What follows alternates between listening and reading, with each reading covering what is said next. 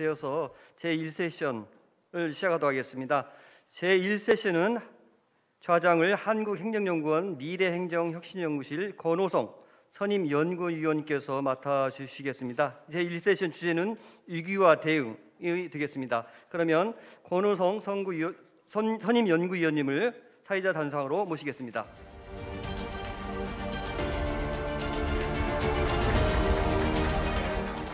예, 안녕하세요. 좀 전에 소개받은 권호성입니다.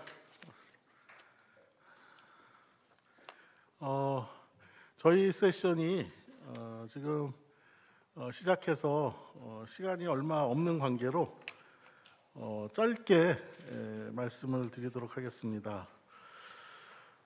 저희 세션에서는 21세기에 맞이하는 다양한 위기 중에서 특별히 기후 환경 위기, 에너지 위기, 그리고 인구 구조 변화 위기를 다루게 됩니다. 근데 이러한 위기들을 저희들이 오래전서부터 인식은 하고 있었지만 대응에 대해서는 굉장히 좀 신속하지 못했던 것 같습니다.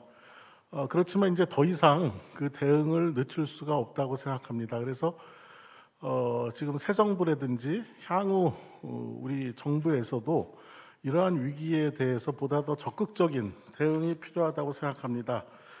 이러한 내용들을 발제를 해 주시겠습니다.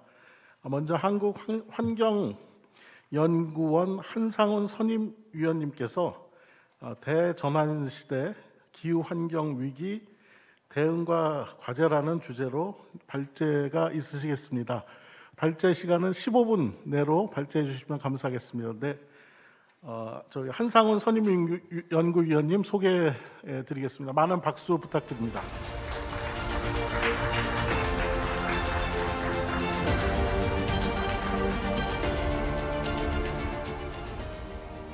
네, 반갑습니다. 한국환경연구원의 한상훈이라고 합니다. 제 개인적으로 잠깐 소개해드리면 저는 이 환경법을 전공을 했고요. 오늘 우리 저기 좌장님께서 말씀하셨다시피 제가 말씀드리고자 하는 것은 이 사람이 이렇게 공동체를 구성해서 사는 데 있어서는 여러 가지 문제가 많습니다. 환경 문제도 여태까지는 그 중에 하나였죠. 하지만 이 환경이라고 하는 게 이게 생존 기반이라고 하는 건데 이게 무너진 상태에서는 또는 이 지구라고 하는 이런 이 공동체가 기존처럼 이 지속성을 확보하고 있지 못하다 그런다면 우리 한국 사회도 마찬가지고 전 세계도 마찬가지고 그 안에 있는 수많은 이런 사회과학적인 문제는 전부 다 후순위 문제가 되죠. 예를 들면 그 어항에 물이 들어가 있는데 그 물이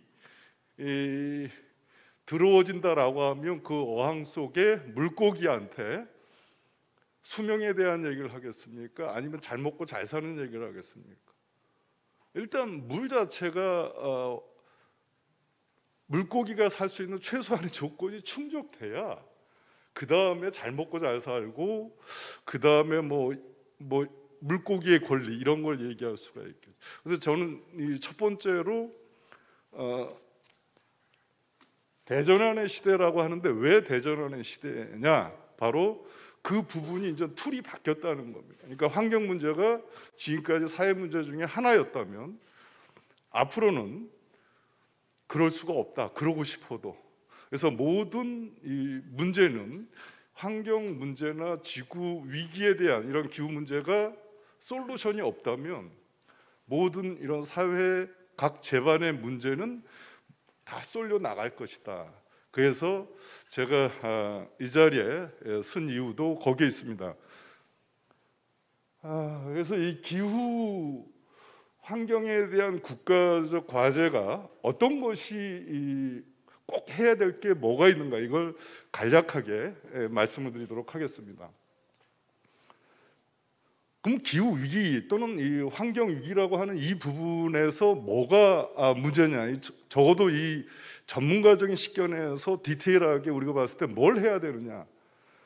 뭐 다 아시다시피 지금 뭐 AR6라고 하는 6차 평가 보고서에서 1.5도씨 도달에 대한 이런 이 브레이크 이븐 포인트라는 게 벌써 왔을 수도 있고, 아니면 가장 빨리 가장 늦게 온다 하도 2040년이라고 이런 얘기가 계속 앞으로도 계속 AR6가 계속 나올 때마다 저게 제가 볼 때는 당겨질 것 같아요.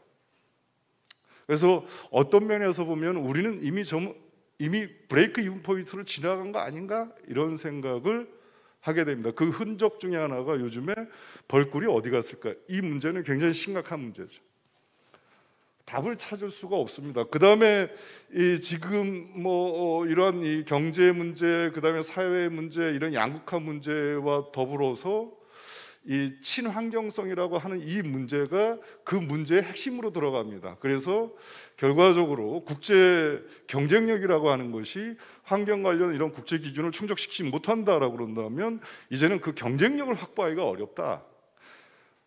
그래서 이제 이런 경쟁력 확보를 위해서 전 세계적으로 이러한 이 국제 기준을 충족시키기 위한 이런 기업 또는 금융, 그다음에 이 환경단체, 시민들 이 노력이 새롭게 강조되고 전면화되고 있다. 잘 아시다시피 ESG라든지 녹색금융이라든지 뭐 국민연금 같은 이런 이 메이저 투자자가 어디에 투자할 것인가 할 때 그 기준을 환경성 여부에 대한 이런 기업의 존속 여부를 갖고 판단한다라고 하는 이런 부분들은 이제 굉장히 새로운데, 우리나라는 여전히 이 수출 중심이라는 이런 부분을 놓고 봤을 때, 그리고 전체적으로 이러한 이 석탄 발전 이런 비중 등이 여전히 높다라고 하는 이런 측면에서 놓고 봤을 때 새로운 국제 환경 규제라고 하는 CBAM이라고 하는 이런 부분들이 도입됐을 때 우리 이 국가의 또는 우리 기업의 이런 자생력 확보가 가능할 것인가? 이게 굉장히 그 괴리가 크다는 점입니다. 그래서 이 환경 단순한 규제가 아니라 이제는 이게 성장과 연결되어 있다 이런 말씀을 드릴 수가 있고, 세 번째는 사회적으로 놓고 볼 때는 인구 구조 변화에서 뭐 노령계층이 많이 늘어나고 그 다음에 이 상대적으로 소득 수준은 높아져 가니 결과적으로 이 환경 민감 계층이 굉장히 확대되어 갑니다. 따라서 무슨 이 환경 보건 안전과 관련된 이런 문제가 조그맣게 나오면 굉장히 국민들이 그거에 대해서 불안하게 받아들이고 굉장히 예민하게 반응하는 그런 시대가 왔고, 그래서 고품질의 환경 서비스가 요구되는 시대다. 근데 문제는 뭐냐? 환경 보존에 대한 이해와 인식보다는 그냥 고품질의 환경 서비스를 해달라 하지만 나는 그냥 이 사회적으로 이런 편의 위주의 이런 일회용품 사용 등은 계속 해야 되지 않을까 이런 생각들을 같이 갖고 있다는 점.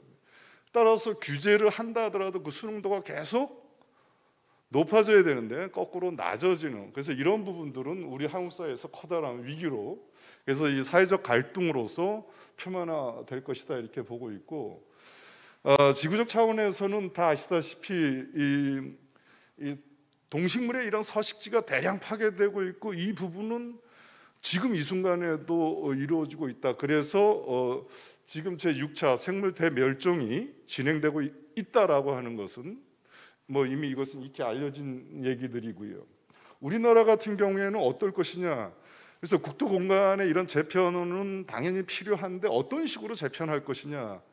그래서 특히 이런 개발 욕구와 그에 따른 국토 생태 보호 지역의 이런 훼손 이런 부분들은 굉장히 앞으로 더 심각해질 전망이다.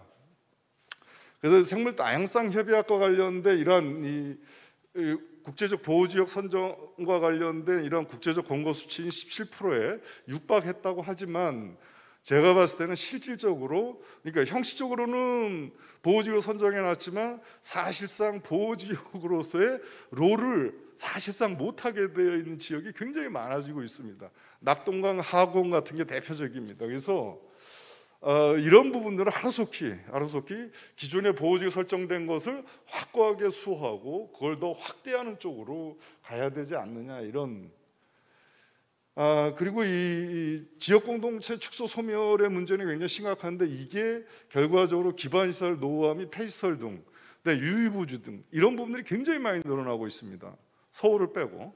그래서 이런 부분들의 환경 안전상의 환경 보건상의 문제가 계속 확대될 것 같다. 그리고 새로운 이런 ICT 등의 이런 기술들이 환경 정보 수집이나 또는 시민 참여 기반을 구축하는 데 있어서 굉장히 새로운 수단으로서 확대될 전망이고, 그 다음에 이 환경협력 네트워크는 뭐 동북아뿐만 아니라 지구적 차원에서의 이러한 이 협력 강화는 이제는 선택이 아니라 필수다 이렇게 보여집니다.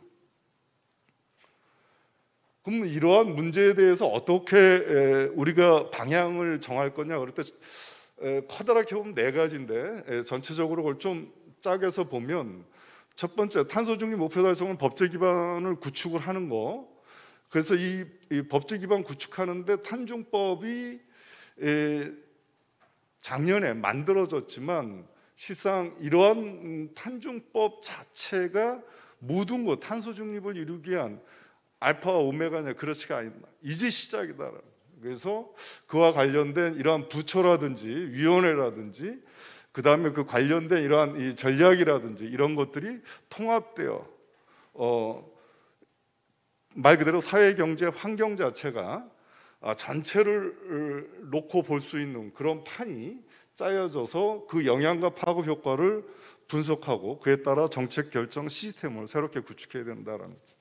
근데 정책 간의 연계성 강화라고 하는 것은 굉장히 계속적으로 얘기 나오지만 현실에서는 이게 이루어지고 있지 않습니다. 그래서 각 부문 간의 국가 정책, 노동, 산업, 복지, 환경 이런 정책들의 연계성이라고 하는 이 부분을 한 번에 컨트롤 타워에서 볼 수가 있어야 되는데 실상 이게 아직까지 따로따로 놀고 있다라고 하는 거고, 이 부문별 전략 수립 자체를 짤 때 부문별 전략 수립에서 그쳐버린다는 얘기예요. 그러니까 국가 전략이라고 하는 것이 예를 들어 탄소 중립과 관련돼서 설정이 되면 그게 각 부처에 쫙 퍼져야 되는데 그게 부문별 국가 전략을 지금도 검토해 보면 진짜 맞지가 않아요. 그러니까 이게 참 이거는 제가 저 같은 사람이 봤을 때 굉장히 그 좀 이해하기가 어려운 측면들이 많고, 좀 더 깊이 들어가면 에너지, 기후, 대기 정책 간의 상호 연계 전략도 사실상 이 환경 부문 속에서도 지금 이것이 이루어지고 있지 못하는데 이런 부분들을 연계 전략을 수립하는 것이 일단 굉장히 중요하다. 그 다음에 전력이라고 하는 이 부분이 굉장히 중요한데 기후변화 적응, 경제, 산업 이거 관련성이라고 하는 이 부분이 굉장히 중요합니다. 그리고 그 일관성을 확보할 수가 있어야 되는데 관련성이 떨어지다 보니까 결과적으로 모순성이 드러나서 이 정책들이 개별적으로 어떤 목표를 향해서 달려나가고 있지만 그 전체로 놓고 보면 국민들 입장에서 또는 기업 입장에서 보면 이게 모순, 혼동 이렇게 비춰지고 그래서 결과적으로 그 정책의 시너지 효과를 내지 못하는 이런 구조다. 그 재생에너지원 이런 이 발굴 및 도입이 확산돼야 되는 것은 당연합니다. 이것은 탄소 중립을 이루기 위해서는 당연한데 지금 여기서 제시되고 있는 문제들 중에는 실질적으로 그 자체 내에서의 그런 모순 이런 부분들이 굉장히 커요. 그래서 뭐 재생에너지 확대 사업을 한다 그랬을 때 그 수익 분배 구조라든지 등등 이런 문제들이 디테일한 부분에 들어가면 이게 정리가 안 돼 있습니다. 그래서 상당히 그 복잡하지만 해결해야 될 그런 문제들이 많고, 네 번째로 그 배출권 거래제 같은 경우에도 보면 실상 이 배출권 거래제가 갖고 있는 현재의 문제점도 이게 픽싱이 안 되고 있다. 그래서 탄소 감축의 수단으로서 이 배출권 거래 제도 자체가 정상적 기능을 확보할 수 있도록 거래 규제의 불확실성이라든지 전력 시장의 왜곡이라든지 2월 규제 등등 이런 부분들이 좀 다시 정서가 되어야 되지 않나 이렇게 보고 있습니다. 그리고 국제 기후 환경 규제에 대응할 수 있는 이런 녹색 서비스를 새롭게 좀 발굴해서 확산시켜야 될 필요가 있다. 그래서 검인증 시스템이라든지 특히 컨설팅 시스템이 지금 조금 지금 자라나오기 시작하는데 금융, 그다음에 법률 서비스까지 이 부분에 있어서 지금 요구되고 있는 것들이 많이 있습니다. 그래서 각 대형 로펌 등에서는 시작은 하고 있는데, 하여튼 이런 새로운 녹색 서비스 산업 생태계 조성이라고 하는 이 부분이 굉장히 중요한 소프트로서 좀 대응할 필요성이 있다 이렇게 보고요.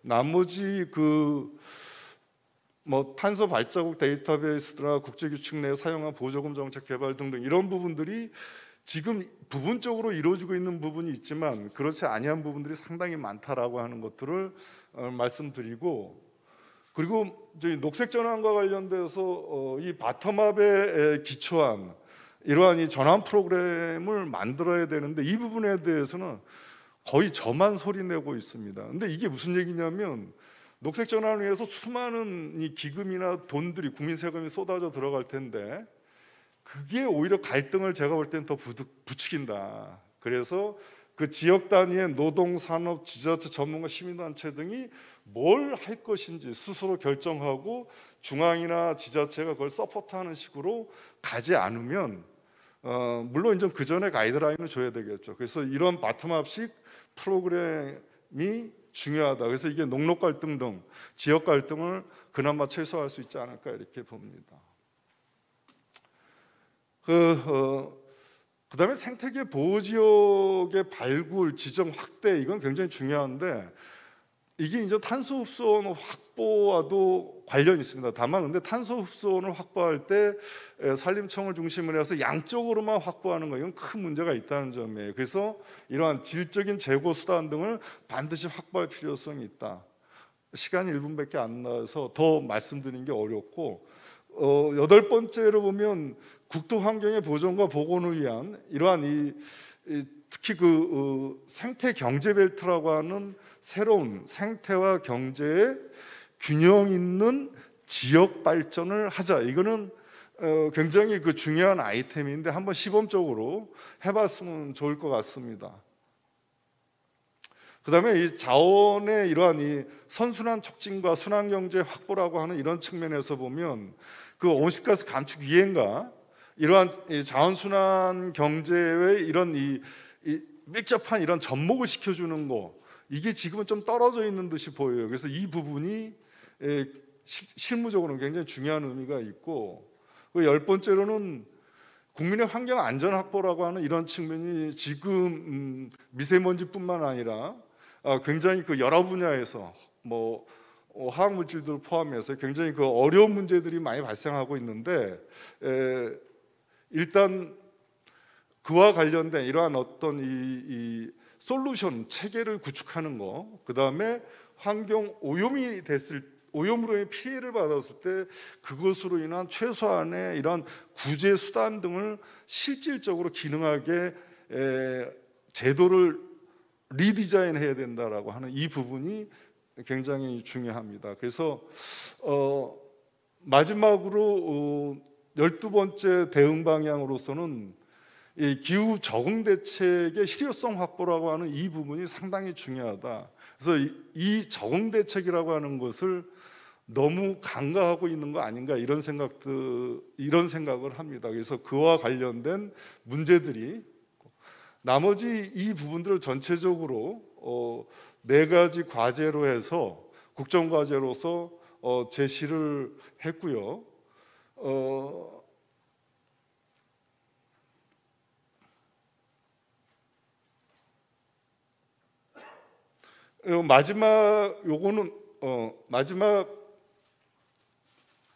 마지막은 20대 대통령직 인수위에서 지금 기후환경 분야와 관련된 4가지 꼭지 있지 않습니까?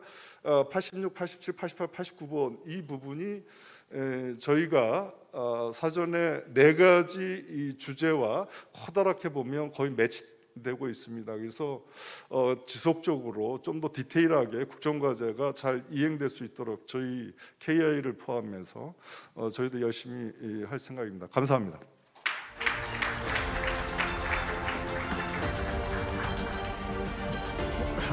예, 발표 감사드립니다. 지금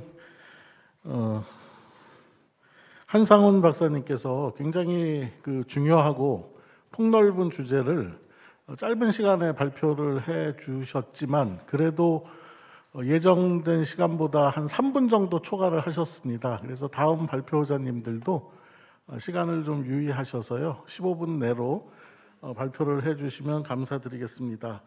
다음은 에너지경제연구원 이호무 실장님께서 시장 기능 기반의 탄소 중립 추진이라는 주제로 발제해 주시겠습니다.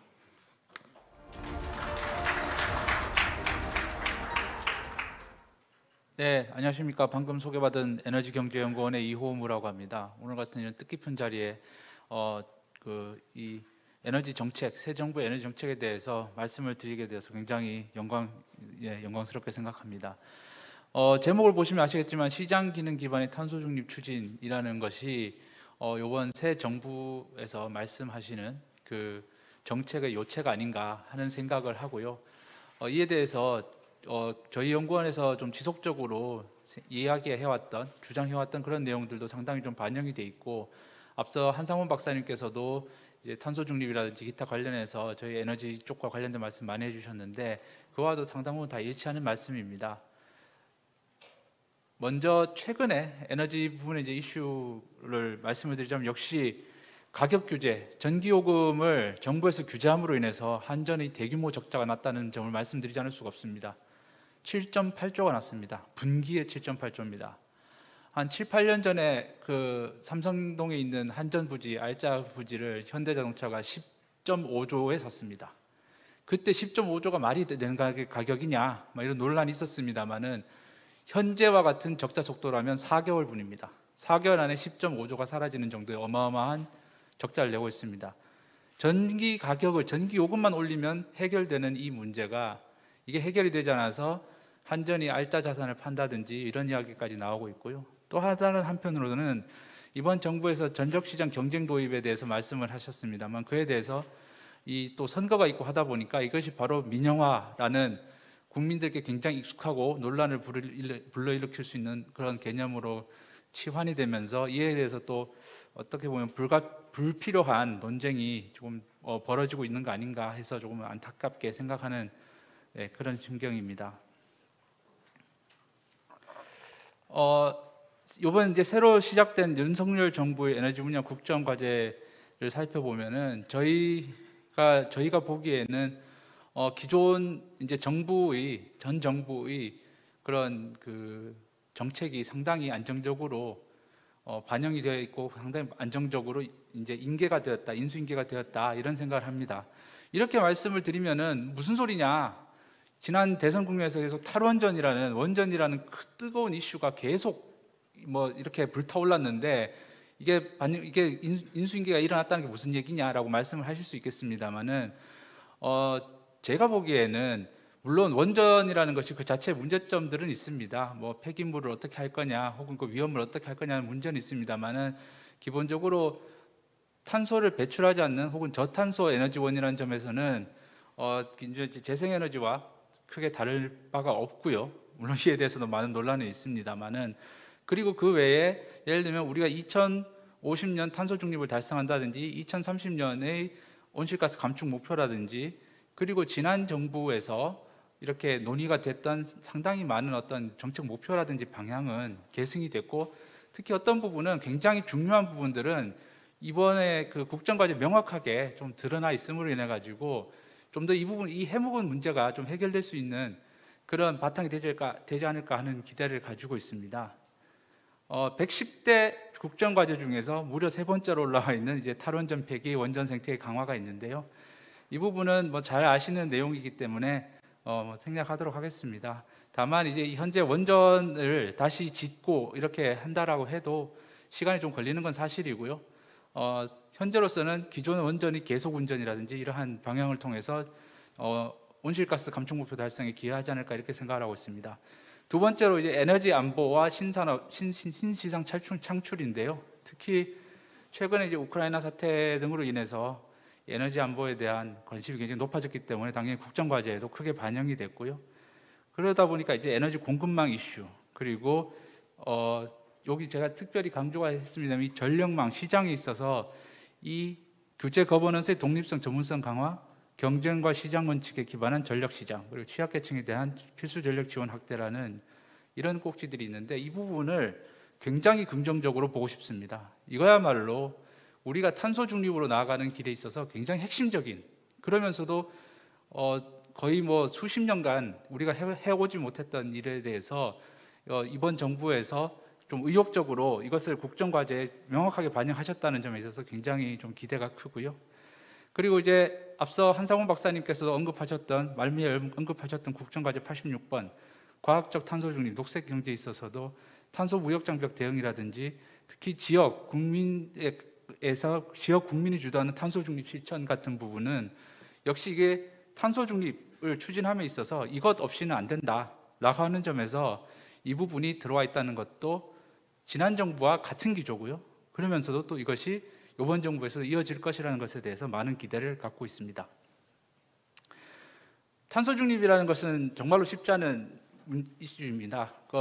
우리 인류가 화석 연료를 본격적으로 사용하기 시작한 지 200년이 됐고요. 그 200년 동안 인류 문명 자체는 화석 연료에 기반해서 쌓아 올렸다라고 해도 과언이 아닐 것입니다. 이러한 오래된 체계를 바꾼다는 것은 쉽지 않습니다. 물론 화석 연료 안에서도 석탄에서 석유로 한번 전환이 됐고요. 다시 석유에서 이제 그 전기로 전환되는 이런 전환이 있었습니다만은 화석 연료 자체에서 그러면 아기가 이제 젖을 떼듯이 완전히 이제 새로운 저탄소 에너지로 전환한다는 것은 사회 체제, 사회 기술적 체제 자체를 다 바꿔야 되기 때문에 상당한 어떤 사회적 파급 효과를 미치지 않을 수가 없다. 그리고 이것이 단순히 한 정권, 두 정권이 아니라 한 세대가 걸려도 이룰 수 있을지 없을지 하는 정도의 커다란 위협이기 때문에 이에 대해서는 국민들, 유권자들께서 이 부분에 대해서 명확하게 이해를 하시고 유권자들께 정확한 정보를 드리는 것이 굉장히 중요하다고 생각합니다. 특히 우리나라의 이 선결 과제를 보면 더더욱 그런 부분이 두드러지는데요. 첫 번째로는 우리나라의 이제 고비용 에너지라는 부분을 들 수 있습니다. 잘 아시다시피 우리는 국토 면적이 좁고 인구 밀도가 높기 때문에 재생에너지 잠재량이 크게 제약되어 있습니다. 즉 태양광만 해도 집 근처에 태양광조차도 반대하시는 분들이 많고요. 풍력은 말할 것도 없습니다. 그 소음 공해 때문에 이런 환경에 대한 인식이 높은 유럽에서조차도 이것은 기피 시설이라는 것은 뭐 말할 필요도 없습니다.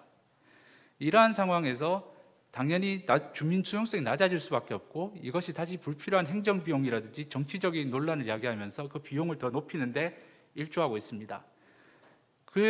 그런데 또 하나의 문제는 우리나라야말로 화석연료에 굉장히 크게 의존하면서 이런 에너지 집약적 산업을 통해서 경제를 일으켜왔기 때문에 산업 중심의 수요가 굉장히 큽니다. 그리고 2018년에야 배출 정점을 찍었습니다. 그래서 2018년에 역대 최고인 7억 톤을 조금 넘는 온실가스를 배출했고 2019년에 줄었고요.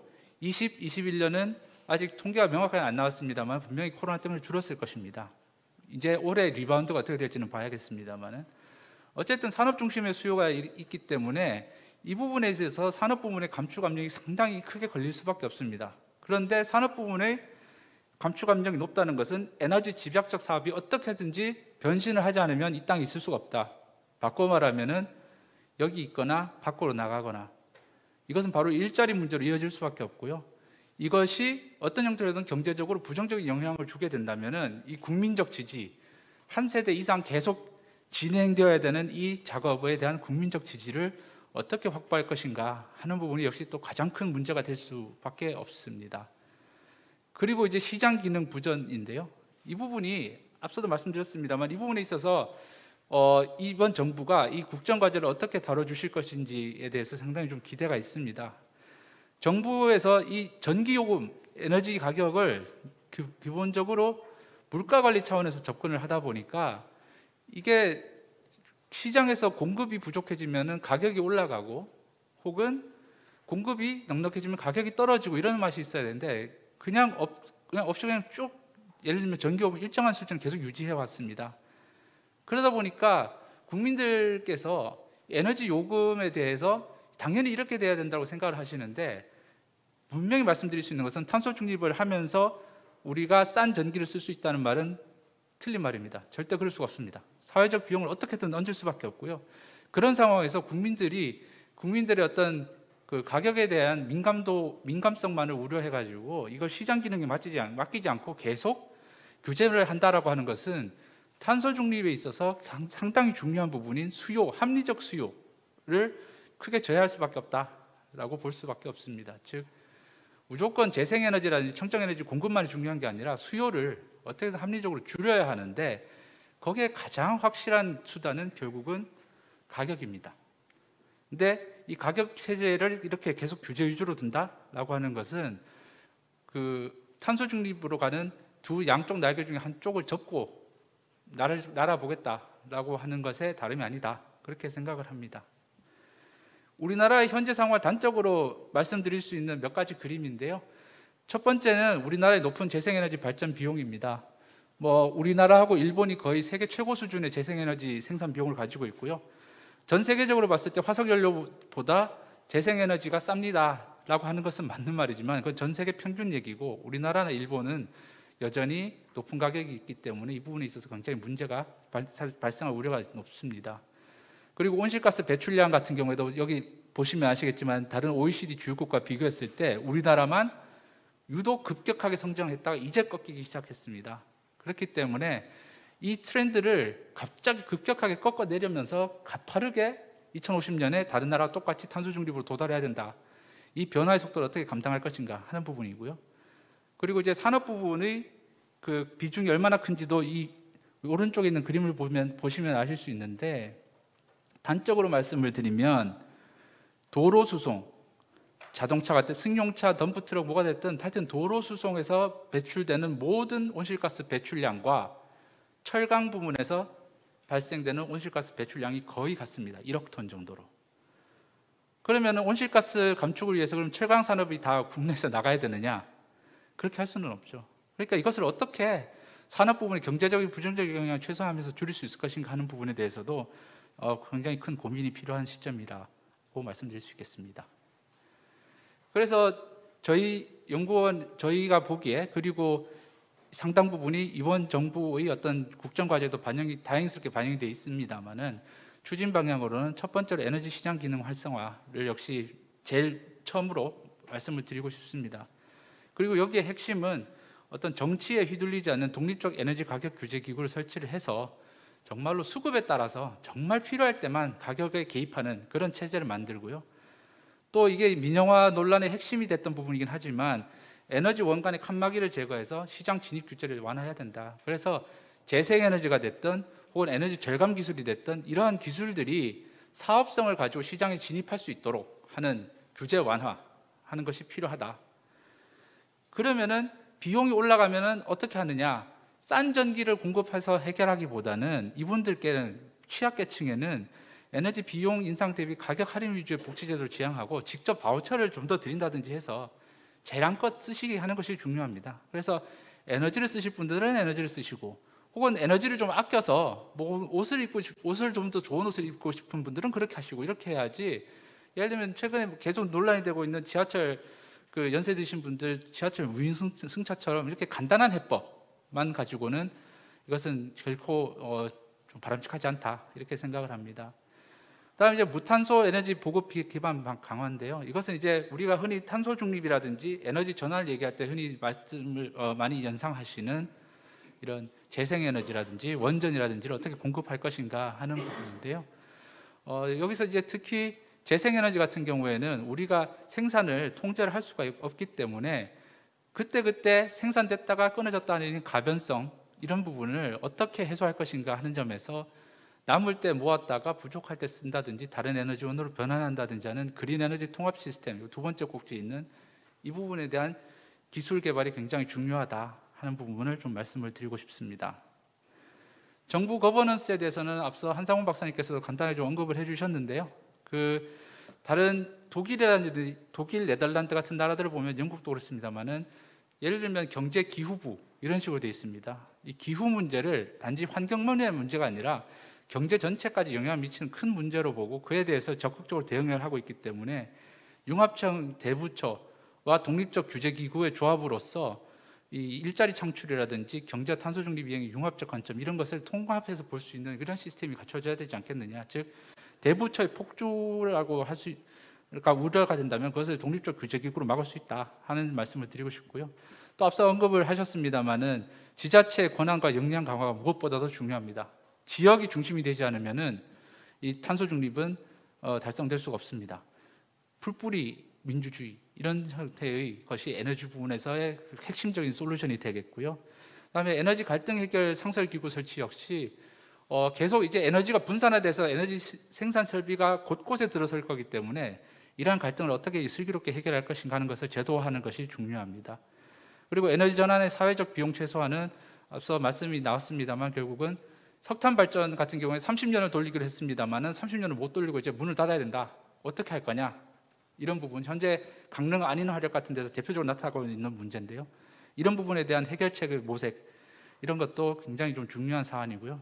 그와 동시에 전환을 어떻게 매끄럽게 하면서 정의로운 전환을 이룰 것인가 하는 부분도 굉장히 어렵지만 이것을 해결하지 않으면 앞으로 나아갈 수는 없습니다. 마지막으로 에너지 안보는 최근에 이제 크게 두드러진 이슈입니다만 사실 이 부분은 해결책이 쉽지는 않습니다. 다만 우리가 기존에 있었던 공급망의 취약성이 최근의 국제정세 변화로 더욱 두드러졌기 때문에 특정 국가에 의존하고 있는 이런 그 희토류라든지 혹은 이제 그 주요 광물들, 핵심 광물들에 대해서 어떻게 우리가 대응을 할 것인지 그리고 이렇게 좀 편이 좀 명확하게 갈라지고 있는 이러한 상황에서 어떻게 하면은 전통 에너지의 공급과 관련해서도 우방국과의 협력 체계를 강화할 것인지 하는 부분에 대해서도 우리가 깊게 들여다봐야 될 시점이라고 생각합니다. 이번 정부의 에너지 정책 방향이라는 것이 굉장히 저희가 보기엔 타당하고 합리적인 방향으로 설정이 됐다라고 보기 때문에 앞으로 이것이 어떻게 이행이 될지 굉장히 기대가 큽니다. 시간이 좀 넘었는데 들어주셔서 감사합니다.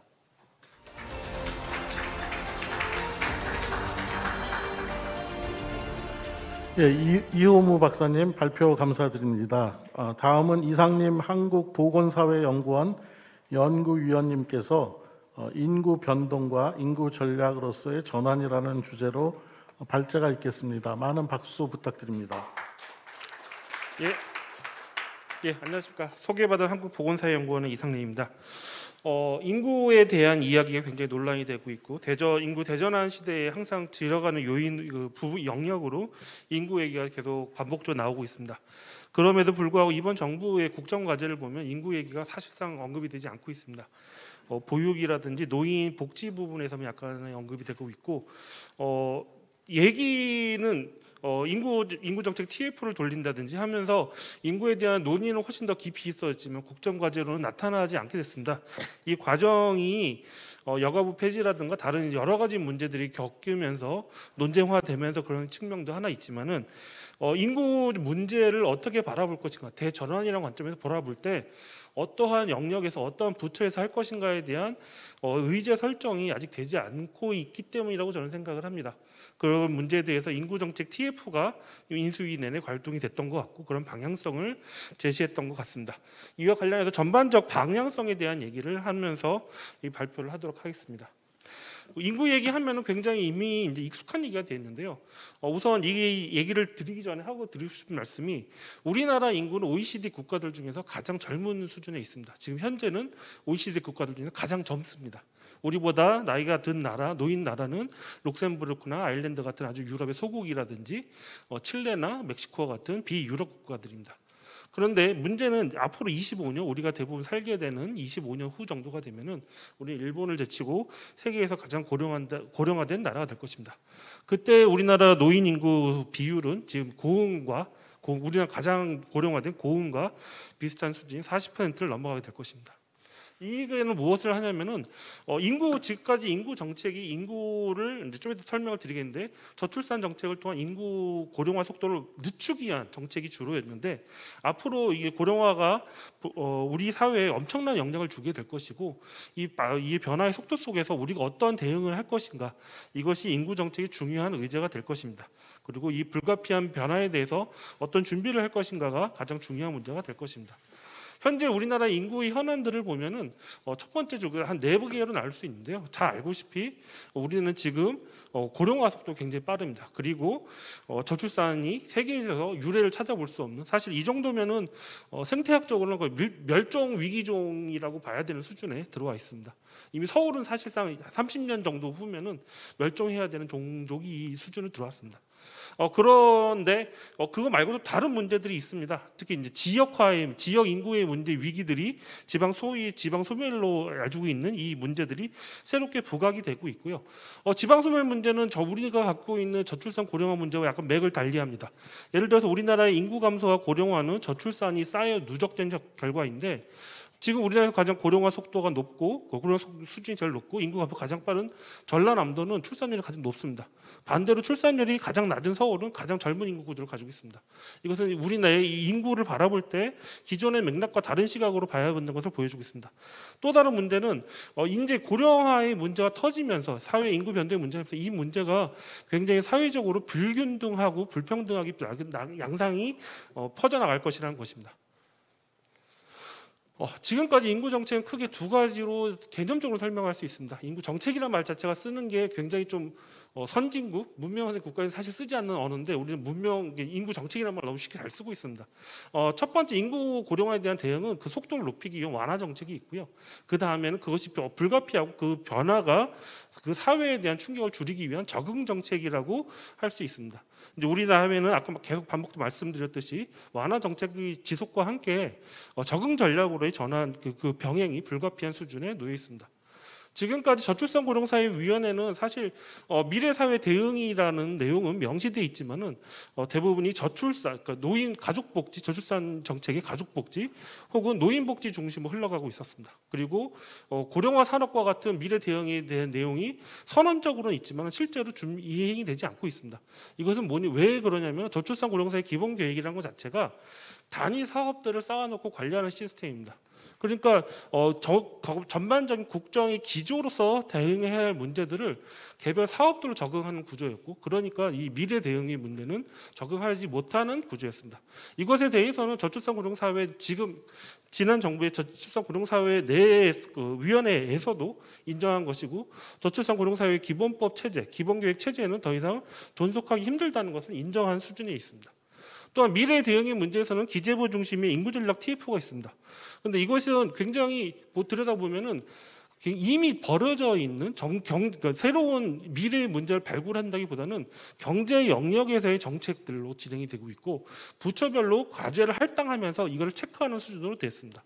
그러다 보니까 미래의 인구 문제는 굉장히 다층적이고 연쇄적이고 종합적으로 일어나게 되는데, 이런 것들 선제적으로 대응하기는 굉장히 어려운 구조를 처음부터 가지고 있습니다. 예를 들어서 이 청년 인구가 줄어들면서 국방 자원이 병력 자원이 모자르게 되고, 병력 자원을 높이기 위해서는 병력 자원의 감소에 대응하기 위해서는 군 효율화를 꾀해야 됩니다. 군 효율화를 꾀하다 보면 국방 예산이 들고, 이거 자체가 사회 안보 문제와 국가 안보와 사회 안보의 문제가 충돌하는 지점이 있을 수 있고요. 또한 군 효율을 하다 보면은 할 수 없이 사단수를 줄여야 되는데, 그러다 보면 지역에 있는 군에 의존한 지역들, 그래서의 지방 소멸 문제, 지역의 문제들과 충돌하게 됩니다. 이런 문제들은 굉장히 수도 없이 많습니다. 지방대를 나중에 어떻게 평생교육기관을 활용할 것이냐의 문제는 교육부의 문제도 있지만, 나중에 직업훈련으로 되면은 이 관할이 고용부로 가야 될 것이냐 교육부로 될 것이냐, 이런 첨예한 갈등이 있을 것입니다.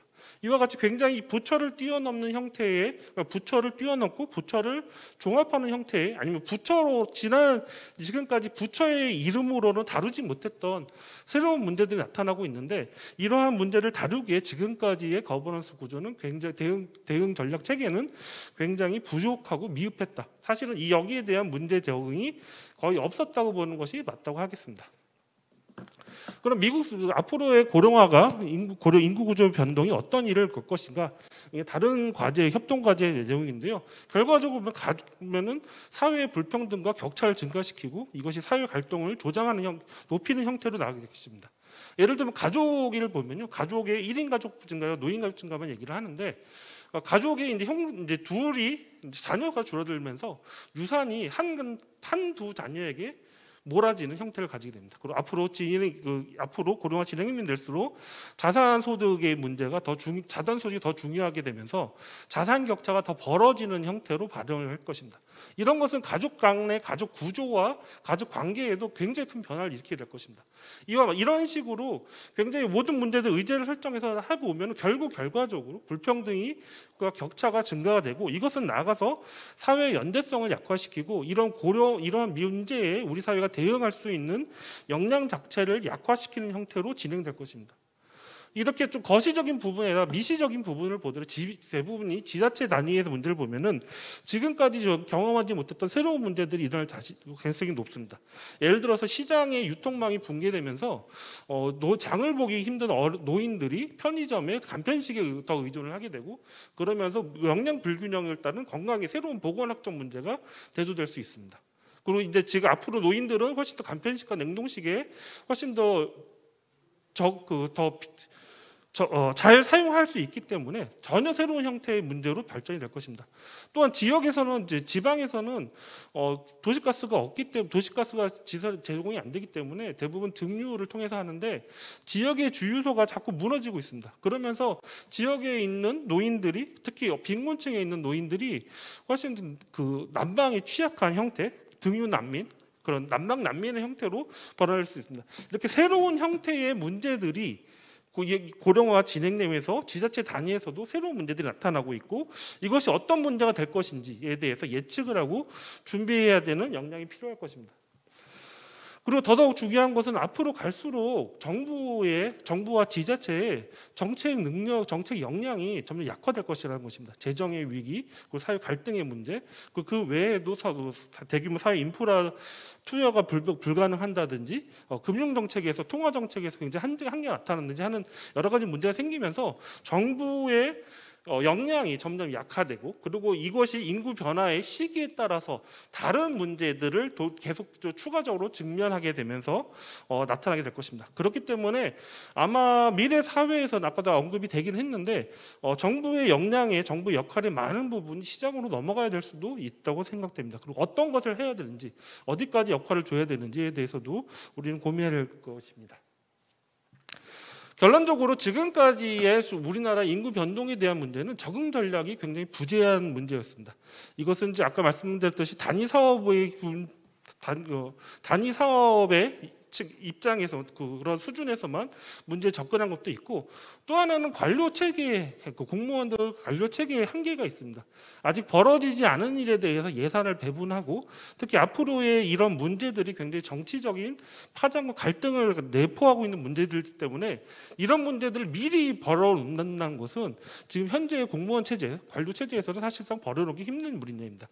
그리고 이와 함께 미래에 어떤 문제가 일어날지, 이것이 어떻게 우리 사회에 나의 생활에 영향을 줄 것인지를 예측할 수 있는 인구 변동과 사회 변화를 같이 추론할 수 있는 그런 미래 예측의 역량이 부족했다는 점도 우리의 한계 중에 하나로 얘기할 수 있겠습니다.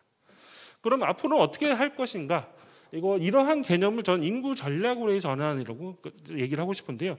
인구 정책과 전략은 굉장히 많은 차이가 있습니다. 인구 정책이라는 것은 영어로는 population policy라고 해서 인구를 바꾸게 하는 것이 인구 정책이고, 거기 주체는 관이 될 수밖에 없습니다. 인구 전략이라는 개념은 유럽에서 많이 쓰이고 있는 개념인데, 영어로는 demographic strategy라고 해서 전혀 다른 관점입니다. 인구와 사회 간의 상호작용에 초점을 두면서 이러한 변화가 서로 사회에게 유리한 방향으로 되길 수 있도록 유도하는 것, 그리고 거기 참여 주체로서는 정부뿐만 아니라 민간과 지자체들이 갖게 하는 형태를 가지고 있습니다. 미래의 인구 변동의 파장은 굉장히 복잡합니다. 그 구체적인 내용을 알기 힘들지만 대략적인 전개는 알 수 있습니다. 그리고 그 전개를 우리가 따라가면서 단계적으로 그 준비를 해야 할 것입니다. 그러기 위해서는 지금 같은 사업 단위의 대응이 아니라 국정 기조로서의 반영이 되고, 이것이 전체 이러한 국정 기조를 부처를 뛰어넘어 관철시킬 수 있는 정책 리더십이 있어야 되고, 또한 미래에 어떤 일이 일어날 것인지 이것에 대해서 전망할 수 있는 예측 능력이 있어야 할 것입니다. 또한 이런 것들을 실제로 정책화할 수 있고 사업화할 수 있게끔 대응할 수 있는 예산과 실행을 주고, 그것을 어떻게 펼쳐나가겠다는 부처별로 노드맵이 마련돼야 할 것입니다. 이렇기 때문에 사실은 여태까지 이 정부 새로운 정부에서도 문제의 심각성을 하지만은 받아들이지 못했던 것 같습니다. 이 부처 이러한 총괄적인 부처를 뛰어넘는 문제에 대해서 어떤 부처에서 어떤 영역으로 다가가야 할 것인가.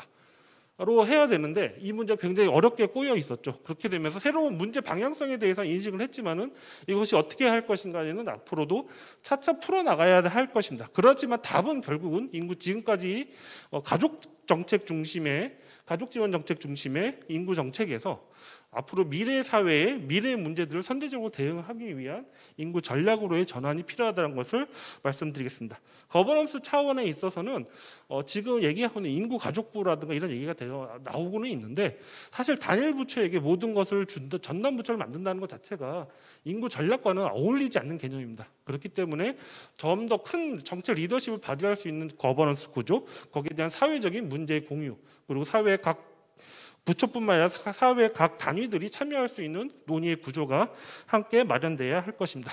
예, 저는 한 1분 30초 정도 남았는데요. 예, 이것으로 발표를 마치도록 하겠습니다.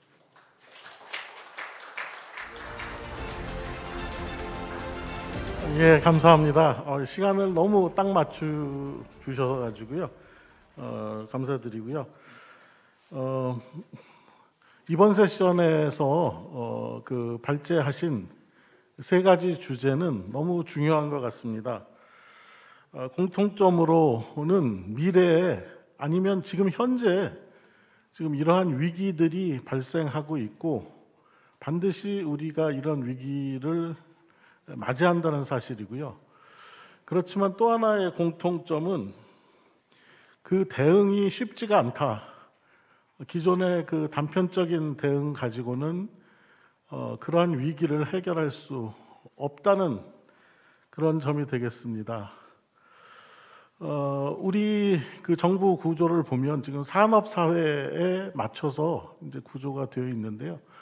저는 이러한 새로운 위기들을 소위 뉴 노멀 시대의 위기라고도 할 수 있을 것 같습니다. 정말 이렇게 다 부처끼리 모여서 같이 협업하면서 위기를 대응할 수 있는 이러한 어떠한 정부 구조와 그러한 공직의 문화, 이러한 것들이 필요하다고 봅니다. 이러한 어떠한 정부 차원에서의 공통적인 그리고 보다 심층적인 그러한 대응을 위해서 정말로 앞으로도 지속적으로 이러한 위기에 대한 발제뿐만 아니라 그 대응 전략까지도 같이 우리가 제시할 필요가 있다고 생각합니다.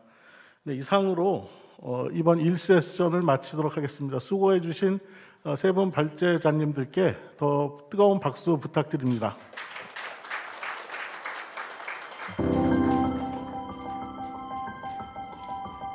예, 제1세션 발제 또 해주시고 또 이끌어주신 권호성 박사님께 감사드립니다. 1세션 이렇게 멋지게 출발한 것 같습니다. 다음 2세션은 잠깐 쉬신 다음에 3시부터 진행할 예정입니다. 제2세션 주제는 다양한 주제인데요. 디지털부터 일자리, 또 국정혁신 방향, 또 정부 운영 방향, 다양한 주제가 논의될 예정입니다. 3시에 다시 뵙겠습니다.